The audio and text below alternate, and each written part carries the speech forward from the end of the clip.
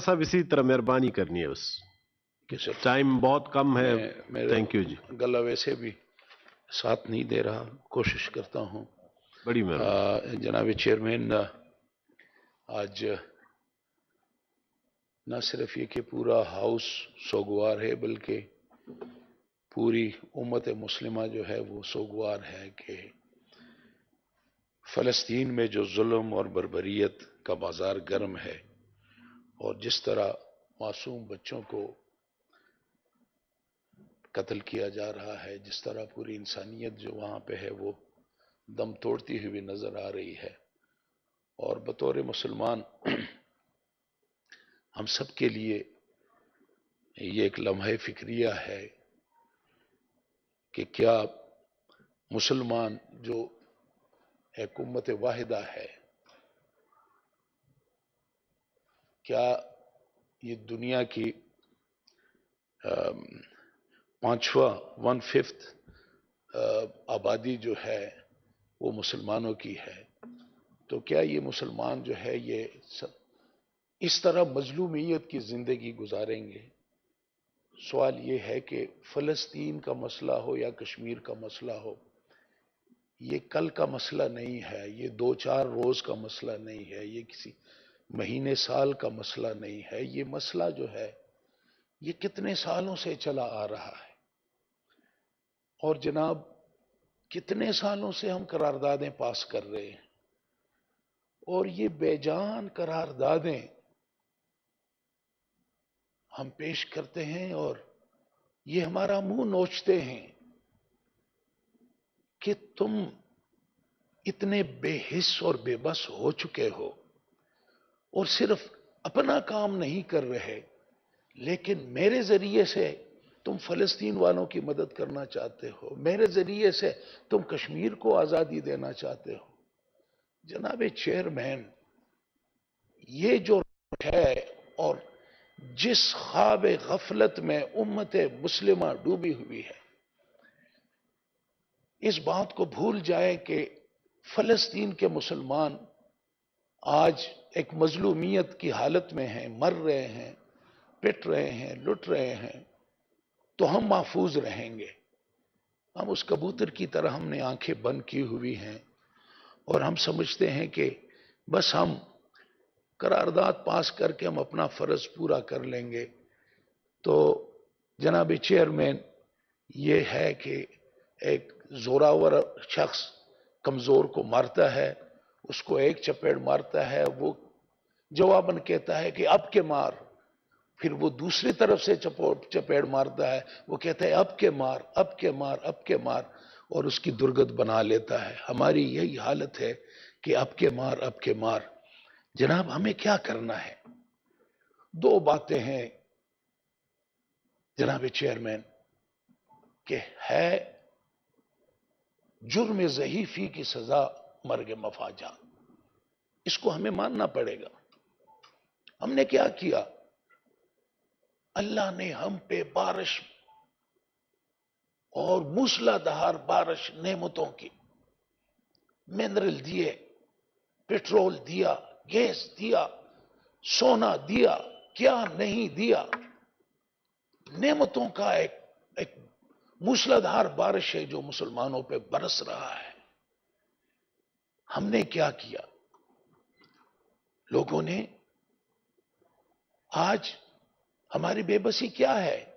جذبہ بھی ہے، سب کچھ ہے، لیکن ہم بے بس ہیں اس ترقی کے سامنے جو اسلام دشمن عناصر نے اس بات پہ کہ یہ جو جذبہ ہے اس مومن کے، مسلمان کا، اس کا مقابلہ جو ہے اس کے لیے انہوں نے خود کو تیار رکھا ہے.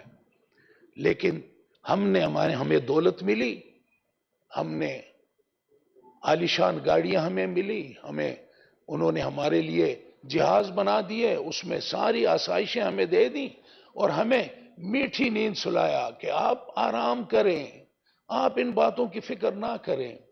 جناب آج میں آج انتظار میں ہوں.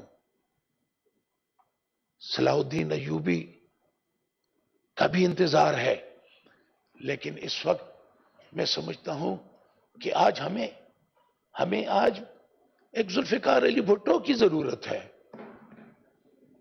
اس نے دو چیزوں کو سامنے رکھا، ایک پوری امت کو اسلامی کانفرنس بلا کر پوری امت مسلمہ کو اس نے جھنجھوڑا اور ان کو متحد کیا، اور پھر صرف یہ نہیں کہ ان کو متحد کیا، دو چیزوں کی ضرورت ہے۔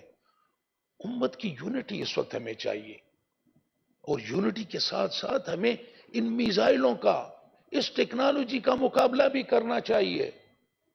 ذوالفقار علی بھٹو نے ہمیں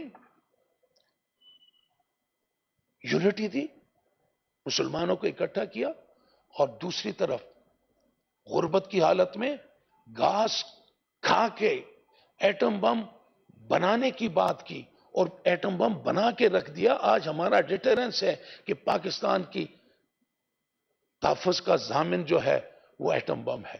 انہوں نے انیشیٹو لیا، اور وقت کے ساتھ ساتھ اس کی جو تکمیل ہے وہ ہمارے قائد میاں محمد نواز شریف نے، جو اربوں ڈالر کے جو آفرز کو ٹھکرا کر اس نے غیرت کا مظاہرہ کیا، اور ایٹم بم جو ہے وہ پوری دنیا میں پاکستان کو ایٹمی قوت، اس بات کی تکمیل جو ہے وہ ذوالفقار علی بھٹو نے انیشیٹو لیا، اور میاں محمد نواز شریف نے اس کی تکمیل کی۔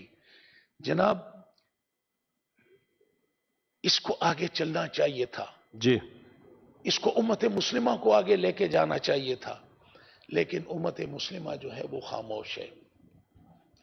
آج بھی ہمیں اس بات کی ضرورت ہے کہ یہ انیشیٹو پاکستان کی رسپانسبلٹی سب سے زیادہ ہے، اور اس کی بنیاد یہ ہے کہ ہم نے یہ پاکستان دو قومی نظریے پہ حاصل کیا ہے، اور یہ ہماری رسپانسبلٹی ہے کہ ہم اس وقت انیشیٹو لیں۔